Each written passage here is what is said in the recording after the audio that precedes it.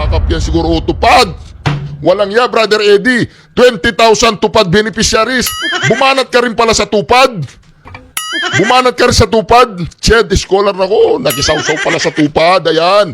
20,000 tupad beneficiary ang sibak ni Brother Eddie Villanueva. Kaya wala pala siyang yagballs pagdating sa korupsyon ngayon. Diyan sa may kongreso, Brother Eddie. Ako po, Brother Eddie. Mainit sa impyerno, Brother Eddie. Winawarningan kita. Bumanat din pala si Brother Eddie sa tupad, beneficiary. Si Brother Eddie yan. Ko po, Brother Eddie. Brother Eddie, mainit sa impyerno ha. Huwag ka masyadong masobran sa tupad. 20,000 beneficiaries ng tupad. Kumagat ka rin sa tupad, Brother Eddie. Kumagat ka rin sa tupad. Galing na sibak yun, kumagat sa tupad. Brother Eddie, congratulations ha. Alam ko mananalo na naman ang sibak, pero winawarningan lang kita, Brother Eddie. Baka naliligaw ka na ng landas. Ang akin lang naman, violation po yan sa akin dahil hindi po siya ang alkalde ko. Alkalde ko is Yorme Moreno Dumagoso at siya lang ang nag-iisang alkalde. Kaya, para sa akin, dapat tinatanggal ang mga ganito dahil hindi ko ang mayor ko. Nagulat ako, marami pa dito. So kung sino man ang mga nagpagawa nito, nagpakabit nito, ang akin lang naman, sana itigilan niyo po kung ano man ang ginagawa niyo. Kasi nandito lang naman ako talaga para sumuporta sa isang alkalde na pinaniniwalaan ko at alam ko si Yorme ang perfect na kasama ko at katandem ko dahil sa plano namin, programa namin dito sa Maynila. Alam ko, marami kami magagawa magkasama. So para Diba si Chia Chensa, binabanatan niya si Sam Versosa? Siyempre, mas pogi si Yorme. Kanino ka pa? Kay Yorme ka na, diba? Yorme! Wala na, panalo na si Yorme. Sino ba yung kalaban ni Yorme dyan? Si Versosa, tsaka si, anong pangalan nun? Yung vice mayor dati? Yung vice mayor niya, si Ani Lacuna. Diba? Lacuna. Talo na Lacuna. Diba? Sam Versosa, wag mong gamitin si Atienza. Ikaw naman, maging gentleman ka. Ito naman.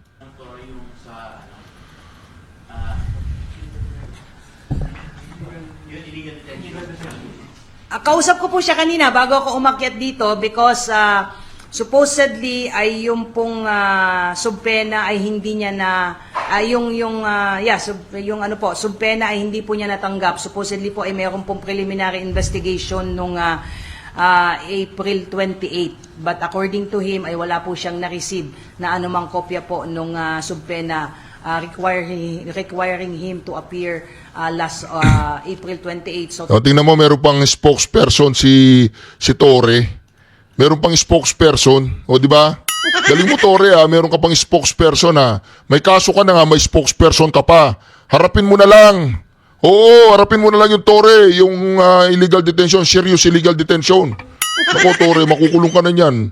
Kung ako sa'yo, Torre, tawagan mo na yung Ale, papirma mo yung pinapapirma mo. Di ba, suggestion ko lang to, papirma mo yung sumuko ka. Sabihin mo, sumuko ka. Pirmay mo, ako si Torre, sumuko ka sa akin. Pumirma ka dito. Di ba, wag mong ipagsabi, tapos pumirma ka doon. Ganon ang isulat mo doon sa waiver. Ako si Torre, sumuko ka sa akin. Pumirma ka dito. Pumirma ka, so sumuko ka, hindi kidnapping, hindi pumirma. Ngayon, anong kinaharap ni Torre?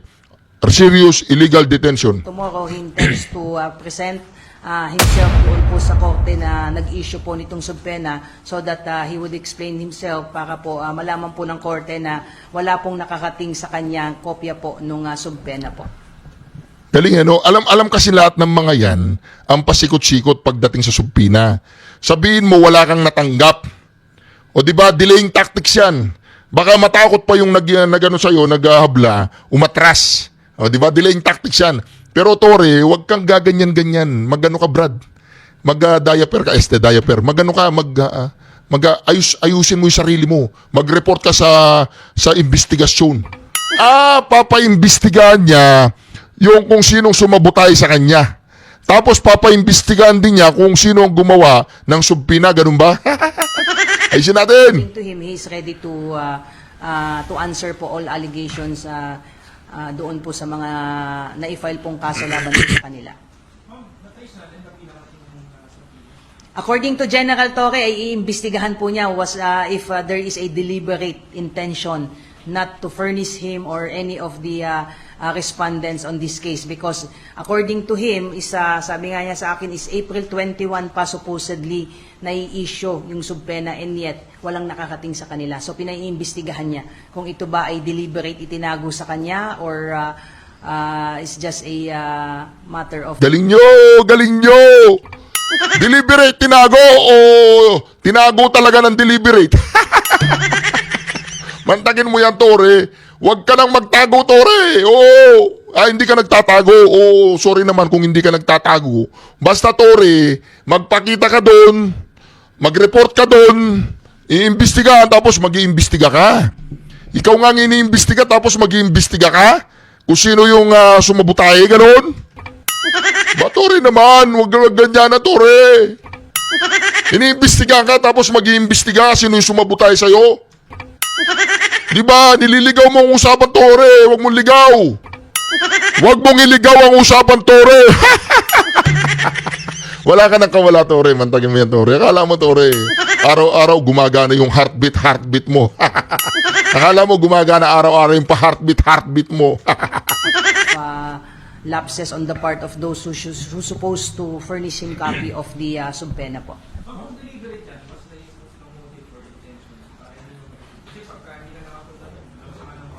Well, we don't want to speculate at this point if it's deliberate or not, but yun yung kabahagi ng ating investigation kung nagkaroon ba ng deliberate attempt not to furnish him copy that resulted in him failing to appear before the court who issued the subpena po. Walang iya kayo. Ngayon, iimbestigahan ninyo kung sino sumabutay dahil pagkatapos po ng subpina, warrant of arrest na yan. Bibit-bitin, nakakalad ka rin, nahihilain na si Tore. Gusto kong makita si Tore, hinihila. Hindi naman hihilain. Oo, tanggalin po natin yung hihilain. Basta't gusto kong makita si Tore, na harapin niya yung kasong serious illegal. Takutin niyo yung hali. Baka tatakutin po nila yung hali.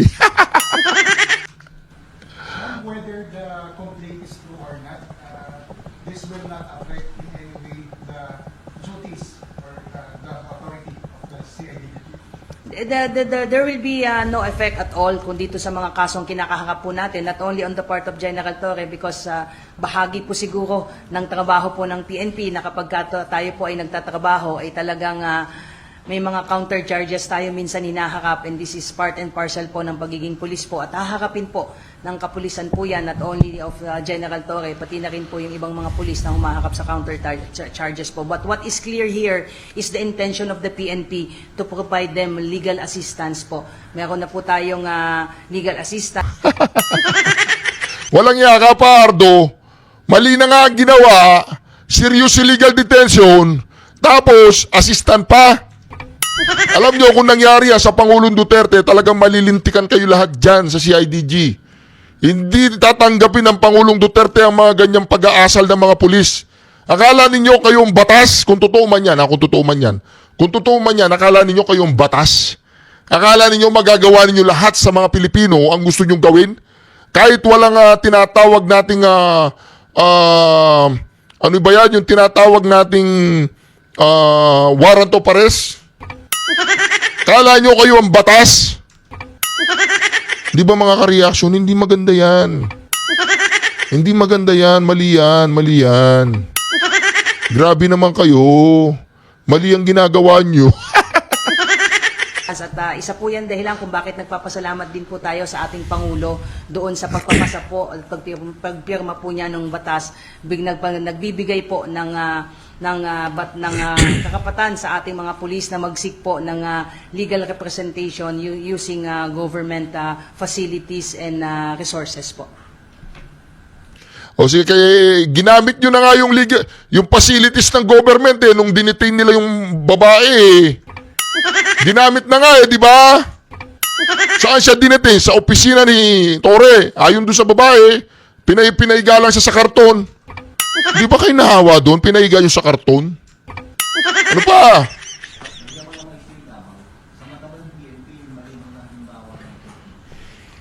That's definitely the fake news po. Yun po ang sabi. That's the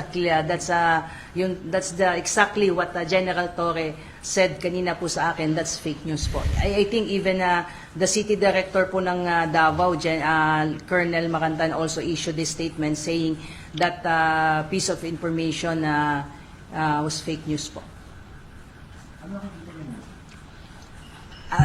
Again, sir, we are not in the habit of saying or speculate kung ano po yung mga motivation and motives po ng mga naglalabas po ng mga negative issues against the PNP. Ang laging sinasabi ng ating Chief PNP, siguro ito'y bahagi ng ating pagtupad sa ating mga tungkulin. Ang importante ay haharapin natin itong mga issues po na ito, at kung meron nga po mga deliberate na nagpapakalat po ng fake news, ay tulungan niyo po kami. Lagi kaming humihingi ng tulong sa mga kasamahan natin sa media na tulungan niyo po kami na maipaabot po yung mga tamang information po sa ating mga kababayan. Kaya maraming salamat po. Fake news ha, fake news. Hindi pa ba kayo nagsasawa sa fake news? Bakit palaging fake news? Ang problema ba ng Pilipinas? Fake news? Hindi. Ang problema ba ng Pilipinas? Fake news o yung mga leaders? Ang problema daw po ng Pilipinas, fake news. Hindi yung mga abusadong leader. Hindi korupsyon. Yung walang nangyayari, hindi krimen. Yung si Marbil sinabi niya, hindi naman sila mga adik. Nagpapahaba lang sila ng oras. O yun, hindi problema yun. Ang problema, fake news. Sino ba yung mga fake news? Tanungin mo yung mga bayarang media, baka sila ang fake news. Diba? O kaya tanungin mo si Bongbong Marcos, sinabi niya, walang baril yung mga pumunta doon sa KOJC, meron naman pala. O ba't hindi nyo tanungin, fake news ba yun o hindi? Anyway, mga kareaksyon, eto na po, mga kareaksyon. Right, Reaction TVPH nagbabalik. Reaction. Napakaganda po ng mga pag-uusapan natin ngayon, mga kareaksyon ha. Mantagin po ninyo yung JIL, yung pinamumunuan po ni Brother Eddie Villanueva, ay may nilabas na pong senatorial bet. O, di ba? Di ba? Si Brother Eddie Villanueva magaling din to di ba? Alam niyo po, mga kareaksyon. Ako ay born again Christian din po ako, mga kareaksyon. Pero mga kareaksyon, tayo po ay dapat mag-react. Brother Eddie Villanueva, matanong nga kita, di ba ikaw yung namumuno sa SIBAC? Hindi, ano lang po mga kareaksyon. With all due respect sa ating mga kapatid na JIL dyan, at mga Kristiyano, pwede ba akong mag-react kay Brother Eddie Villanueva? Hindi, magre-react lang ako sa kanya kasi ang iba kasi medyo natatakot mag-react kay Brother Eddie Villanueva di ba? Natatakot sila mag-react sa kanya, pero ako magre-react ako sa kanya kasi hindi naman siya nakakatakot. Unang-una, Brother Eddie Villanueva, ako ay sang-ayon sa yung pagkikipaglaban sa illegal na yung korupsyon. Doon muna tayo sa korupsyon, Brother Eddie ha. Ito mga kareaksyon, lahat ng mga JIL na mga kareaksyon natin dyan, pasensya nyo na ako kung medyo magre-react ako kay Brother Eddie Villanueva. Pag sinabi kasi nating SIBAC, ang ibig sabihin na SIBAC is citizen, ano bang kahulugan na SIBAC? Citizen, ano pong kahulugan na SIBAC? Teka lang. Medyo naiwagaan ako dito sa SIBAC Citizen Battle, Citizen Battle Against Corruption. Malupit ka, Brother Eddie Citizen Battle Against Corruption. Ibig sabihin, anti-corruption po si Brother Eddie Villanueva. Ito yung hindi nanalong presidente. Si Brother Eddie Villanueva, sinabi daw ng nasa itaas na tatakbo siya. Hindi naman siya nanalo. Pero dito mga kareaksyon, ako Christian po ako, nag-attend din ako dati sa JIL Pero hindi, meron din akong kamag-anak na mga JIL by the way. Marami akong kamag-anak na JIL. Pero dito, tatanungin ko lang si Brother Eddie Villanueva.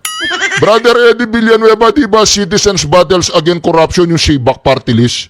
Yung bang SIBAC party list inutil? Hindi, tanong lang. Yung bang SIBAC party list inutil ba to? Ibig sabihin inutil, wala bang wala bang pangil? Wala bang ang SIBAC party list ba walang kwenta? Hindi. Tanong lang. Nagtatanong lang ako. Pwede ka sumagot, Brother Eddie Villanueva, dyan sa comment section, ha? Ito'y Ito yung legal na katanungan sa isang party list na nakikipaglaban sa korupsyon. Ayan si Brother Eddie Villanueva, bumibida siya. Bumibida siya sa Kongreso, nakasama yata siya sa majority. Hindi ako sure kung kasama siya sa majority.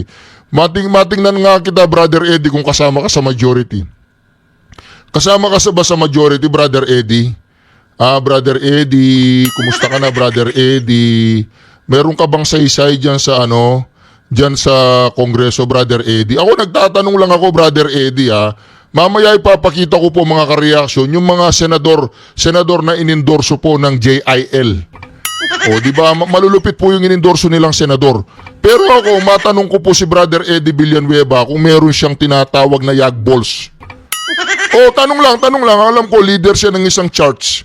Pero dahil pinasok niya ang politika, hindi siya ligtas sa ating reaksyon. Pag sinabi kasi nating Citizens Battles Against Corruption, Brother Eddie Villanueva, kung talagang may yag balls ka, may yag balls kaya itong si Brother Eddie. Brother Eddie!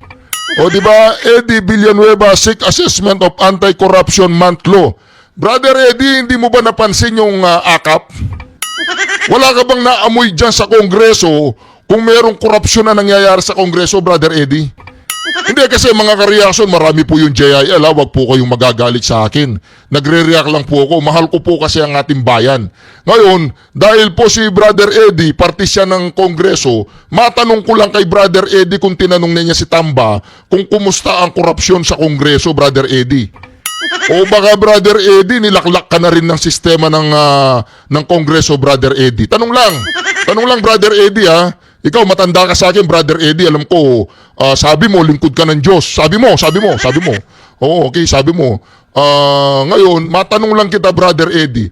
Ano bang hakbang na ginawa mo sa Kongreso sa loob ng ilang taon na ang CBAC? Ngayon bang 2022 to 2025, wala ka bang napansin dyan sa Kongreso kung maraming korupsyon o walang korupsyon? Parang tahimik ka, Brother Eddie, Para yatang tahimik ka pagdating sa korupsyon. Para yatang wala akong narinig sa'yo na korupsyon patungkol sa... Hindi, tanong lang to mga kareaksyon mga kapatid nating JIL. Huwag po kayong magalit. Total, pinasok ni Brother Eddie ang politika at hindi siya siguro nagpo-focus din siya sa JIL. Pero sumausay siya sa politika. Matanong ko lang si Brother Eddie kung para sa kanya walang korupsyon na nangyayari sa Kongreso. Para yata ang Brother Eddie pagdating sa pamumuno ni Bongbong Marcos tsaka ni Tamba sa Kongreso, wala kayatang yag balls. Hindi, tanong lang kasi ako nagtatanong mga kareaksyon wala naman sigurong masamang magtanong kung si Brother Eddie ay isa siya talagang tinatawag nating advocate anti-corruption o advocacy. Palagay mo ba, Brother Eddie, yung AKAP, AIX, tsaka tupad, hindi korupsyon?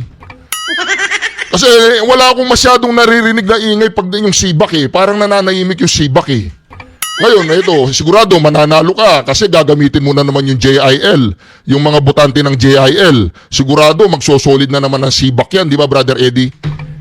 O, di ba, meron kang makinarya para mabalik ang CBAC sa Kongreso.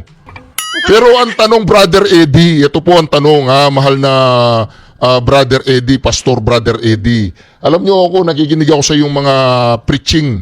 Oo, nakikinig ako sa preaching mo, yung John 3:16. Huwag nating isali dito yung preaching. Ang usapan dito, Brother Eddie, yung ano ba ang ginawa mo sa korupsyon? Kinalaban mo ba ang mga taong involved sa korupsyon? Katulad ng Pangulong Duterte? O, di ba? O ngayon, mga Brother Eddie, matanong lang kita, total, nasa politika ka, di ba? Tatanong lang kita, ikaw ba ay may yag balls na talagang labanan ng korupsyon sa Senado, Kongreso? Tanong lang, alam ko naman matanda ka kaya ako nagtatanong ako. Di ba? Katulad ni Pangulong Duterte, may yag balls. Katulad ni Bato de la Rosa, ni Bongo, ni Pastor Apollo Kibuloy, sila ay may yag balls na labanan ang korupsyon sa Pilipinas. Para yata, Brother Eddie, total, ang pangalan ng iyong advokasya ay Citizens, ano ba yan? Citizens, anong pangalan ng niya? Citizens Brother anti-corruption. Ganun ba yun? SIBAC? Brother Eddie, napaka-pogi mo pa, Brother Eddie, Di ba, Brother Eddie? Ito, tanong lang, Brother Eddie, walang personalan to, Total, ikaw ay isang lingkod bayan. Wag nating isali yung relihiyon dito. Bakit yata ang SIBAC ay nananahimik sa administrasyong Bongbong Marcos? Di ba? SIBAC nananahimik, yung mga komunista nananahimik. Para yata lumilitaw yung kulay mo, Brother Eddie, sa kandilawan talaga. No. Hindi, tanong lang. Kasama ka ba sa majority ngayon dyan sa 19th Congress, Brother Eddie? Tanong lang, balita ko, kasama ka sa majority, di ba? Tanong lang pakisagot lang sa comment section, Brother Eddie, Kasi minsan natatakot silang magtanong sa'yo kasi nga isa kang leader ng simbahan. Isang tabi muna natin yung leader ng simbahan, Brother Eddie, Ang usapan dito, Brother Eddie, kung may yagballs ka, nalabanan ng korupsyon. Wag lang puro dadaka dyan, Brother Eddie, kasi wala yata ako naririnig. Yung SIBAC, hindi yata masyadong maingay. Di ba? Akala ko ba nung panahon ng martial law, Brother Eddie, pinagmamayabang mo nung panahon ng martial law, yung tatay ni Marcos Jr., nakulong ka. Di ba? Totoo ba yun? Balita ko lang, nakulong ka, isa kang aktivista, lumalaban sa maling patakaran ng diktaturyang Marcos Sr. Di ba, Brother Eddie? Isa ka sa mga nakulong nung panahong yun. Para yatang dito sa anak niya kay Marcos Jr., tumitiklop ka yata, Brother Eddie. Brother Eddie, tumitiklop ka po yata pagdating dito kay Marcos Jr. at para yatang nananahimik ka. Kumusta yung akap mo, Tupad, Aix, at wala ba? Wala kang akap, Aix, Tupad? Wala? Oh, good. Yun lang, Brother Eddie, tanong lang Tanong lang sa'yo kasi balita ko, Brother Eddie, hindi ka masyadong nagpo-front ngayon pagdating sa korupsyon. Ngayon, Brother Eddie, kung ang SIBAC ay isang inutil na party list at pananagutan mo yan sa Diyos, na ikaw ay nananahimik pagdating sa korupsyon, ngayong panahon ito, as may pa siguro, brotherly advice lang, Brother Eddie, ibasura mo na yung SIBAC. Wala rin naman sa isa yung SIBAC mo Asan yung korupsyon, anti-korupsyon mo? Hindi mo nakikita yung korupsyon dyan sa may kongreso o nilamon ka na rin ng korupsyon? Tanong lang yan, Brother Eddie, tanong lang yan, Brother Eddie. Kasi nung panahon ni Marcos Sr., Brother Eddie, pinagmamayabang mo, nakulong ka. Isa kang aktivista. Nasaan na yung Brother Eddie na aktivista nung panahon ni Marcos Sr.? Hindi, hinahanap ko lang yun kasi idol kita, Brother Eddie. Sabi ko nga, nag-attend din ako sa JIL. Maraming beses din ako nag-attend sa JIL. Marami akong, may mga tita ako na pastora, may mga kamag-anak akong JIL talaga. Christian din ako, Brother Eddie, by the way, born again Christian din ako. Hindi ako kapatid mo ako sa pananampalataya. Pero pagdating sa korupsyon, dito sa ating bayan, Brother Eddie, yung SIBAC, para yatang hindi gumagana yung kapangyarihan ng SIBAC.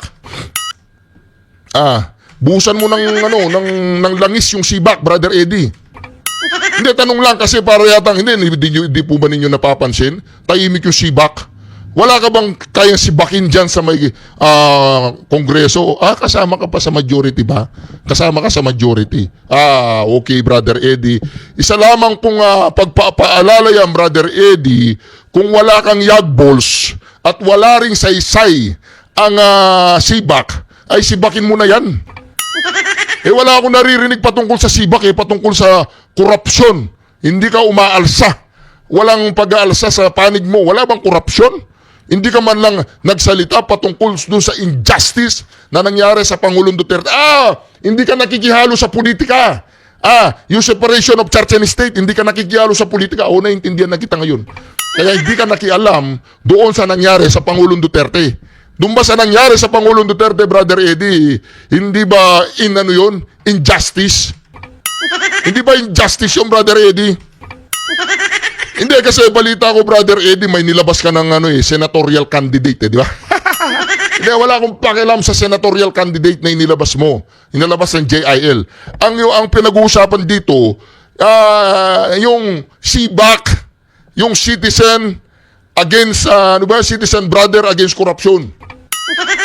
Hinahanap po natin yun, mga kareaksyon. Kagalang-galang po itong si Brother Eddie. Ngayon, ang kanyang political will ay walang yagballs. Ang sinasabi kong walang yagballs dito, Brother Eddie, yung political will mo. Hindi ikaw. Ako alam ko may yagballs ka. Diba? Napakalaki ng JIL. Oo. Pero hindi yun eh. Hindi yun ang usapan dito. Ang usapan dito, yung CBAC. Na ilang beses nang binuot. Sabagay, JIL na palang bumuboto dyan. Okay, hindi na. Wala tayong pag-uusapan dyan. Pero Brother Eddie, tumakbo kang presidente. Naalala ko pala, tumakbo kang presidente. Brother Eddie, gumawa pa kami ng yung mga sako lang. Sinulat namin, sako Eddie Villanueva for president. Sako lang ang ginamit namin noon. Wala kaming pambili ng tarpaulin. Tapos, nag-house to house pa yan. Ganun po kalupit. Kasi nga Christian ako, di ba? Siya yung inendorso namin noon. Lahat ng mga Christian. Pero, ngayon, nagtatanong ako kay Brother Eddie, nasaan yung political will mo, sir? Brother Eddie, nasaan yung political will na sibak mo? Para yata tahimik ka sa korupsyon. Tahimik ka yata kay Tamba. Hindi, kasi ganyan yung mga ka-reaction eh. Para yata tahimik siya sa korupsyon, tahimik siya doon sa GAA. Doon sa GAA. Hindi ko narinig magsalita sa GAA. Si Brother Eddie, buti pa yung mga Duterte talaga nagkikipaglaban sa GAA. Doon sa appropriation bill. Doon sa appropriation bill 2025. Hindi ka man lang nagsalita doon, Brother Eddie. Wala man lang pirma yung Brother Eddie. Anong klaseng korupsyon ang hinahanap mo, Brother Eddie? Brother Eddie, anong korupsyon ang hinahanap mo? Hindi, mga kareaksyon, kailangan po kasi natin tanungin si Brother Eddie. Hindi pa nila nilabas yung kabuuang senatorial slate nila. Pero sa pagkakita-kita ko, yung mga senatorial slate nila, ay mga ano yun. Basta, alam ko na yun. Ako na lang bahala doon. Hindi ko ipapakita dito kung sino yung mga senatorial slate na inendorso ng JIL. Bakit ko sila ipapakita dito? Hindi. Pero, Brother Eddie, ang matanong ko sa iyo, Brother Eddie, nasaan ang political will ng yung CBAC party list? Nasaan ang political will mo? Para yatang tumutok na, ano ba yun? Tumitiklop ka, Brother Eddie. Para yatang kailangan, Brother Eddie Villanueva, ang patungo mo sa langit, hindi sa impyerno. Dinidiretsa na kita, I warn you, check your heart and your mind. Sinasabi ko na sa'yo, mainit sa impyerno, Brother Eddie. Kung hindi mo alam, mainit sa impyerno.